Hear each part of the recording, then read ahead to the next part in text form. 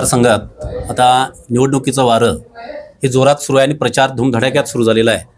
आणि या चंदगड मतदारसंघामध्ये एकूण 17 उमेदवार आहेत. 17पैकी ही खरी लढत ही पंचरंगी आहे. 5 उमेदवारांमध्ये असली तरी खरी लढत ही 3 पाटलांच्या मध्ये आहे.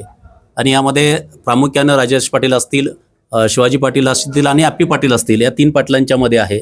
आणि या ठिकाणी शिवाभाऊंचे एक कट्टर समर्थक आपण म्हणूया बापू आपल्यासोबत आहेत. बापूंच्याकडून जाणून घेऊया की कशा पद्धतीनं शिवाजीराव पाटलांचा प्रचार धडाका जो सुरू आहे चंदगड, आजरा आणि गडिंग्लजमध्ये, आणि भाऊंची काय भूमिका त्या ठिकाणी प्रचाराचे मुद्दे घेऊन तुम्ही लढतायत. शिवाजी भाऊ हे 2019ला विधानसभा लढले आणि त्या लढतीमध्ये त्यांचा 36 मतांनी पराभव झाला, कारण त्यावेळेला ते नौके होते. आता शिवाजी भाऊनी 5 वर्षात जे काम केलं 110 कोटीचं काम झालेलं आहे.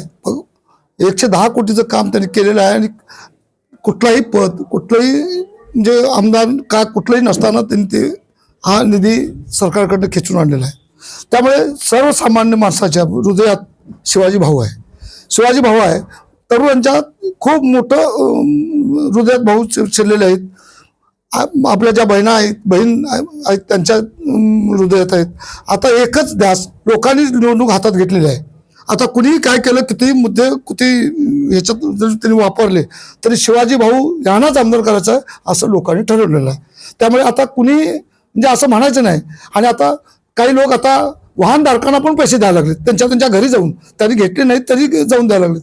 ते पैसे जर त्यांनी शेतकऱ्यांना दिले असते तर थोडासा दिलासा मिळाला असता. म्हणून ते त्यांचं जे आहे तर त्यांचा पराभव त्यांना आता त्यांच्या समोर दिसायला लागला आहे. त्यामुळे त्यांची पायात वाळू घसरत चालले, म्हणून ते लोक आता ते वेगळ्या पद्धतीने चाललेत.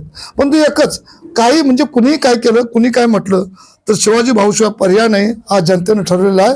आणि जनता ही शिवाजी भाऊंना आमदार केलेले राहणार नाही. कारण आता मागच्या वेळेला सुद्धा आम्हाला आजऱ्यात गडिंग्लज थोडी पडली होती, कमी पडली होती, परंतु आमच्या चंदगडमध्ये 17,000चं मताधिक्य आम्ही दिलं होतं. परंतु आजऱ्यात आज आम्ही 10,000च्या कमी येत नाही. तसं अशोक अण्णा चराठीनं तसा निर्णय घेतलेला आहे. आता गडिंग्लजला सुद्धा आम्ही आता साहेब आहे तिथं, त्यांच्या माध्यमातून आता आम्ही मला वाटतं 20,000च्या मताच्या आत येत नाही.